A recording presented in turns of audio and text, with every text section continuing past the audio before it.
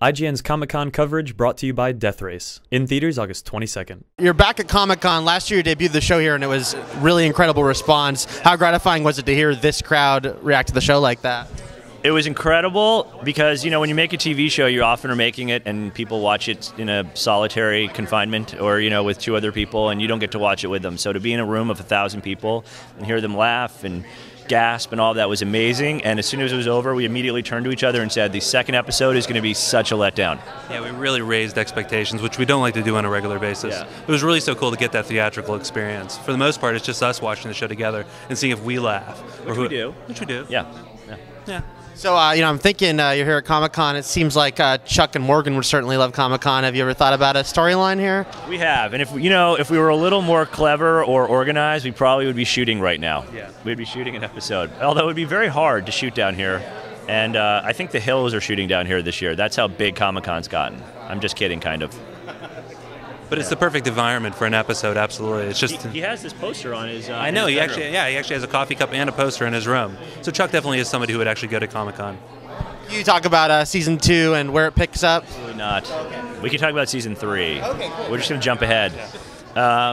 Yeah, season 2 we pick up. It's sort of an undetermined amount of time since the last episode, but we're really treating it like it's a new pilot because we recognize that it feels like it's been 11 years since the show was last on television. And so even people who love the show and watched every episode might not remember everything. So you can come right in within the first 90 seconds of the show. You're caught up, I think, and off on the new mission.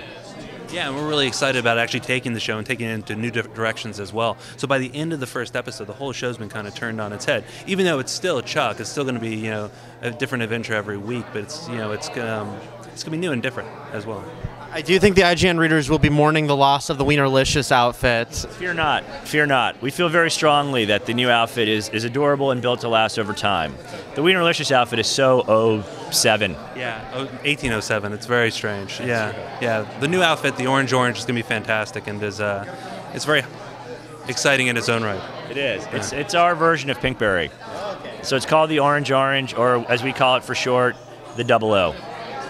Will we see Bryce again anytime in the near future? Yes. And circumstances he's in? Oh, I see. You want to follow up on that? Yes, Bryce will return to the show. Oh, okay. Yes. And Casey... at the most inopportune time. At the most inopportune time. That's true. And, you know, Casey obviously has a little bit of a crossroads he's about to hit with the Intersect being completed and what's he going to do next. Just how conflicted do you think this character is about his situation? I think it's a really interesting arc for his character that he is developing a feeling and, you know, and starting to see Chuck in a more human light. And that's something we're looking forward to exploring throughout the season. Yeah, we love the idea of a character who's usually not conflicted about anything, actually finding that one conflict and really struggling with it. We liked last year when you know, his ex-lover came back onto the scene and he found, you know, and you got to see that side of Casey that when he's sad he sits in his, you know, easy chair and listens to Neil Diamond. You know, it's those little touches that make, and Baldwin is so good with the comedy that we love writing it for him.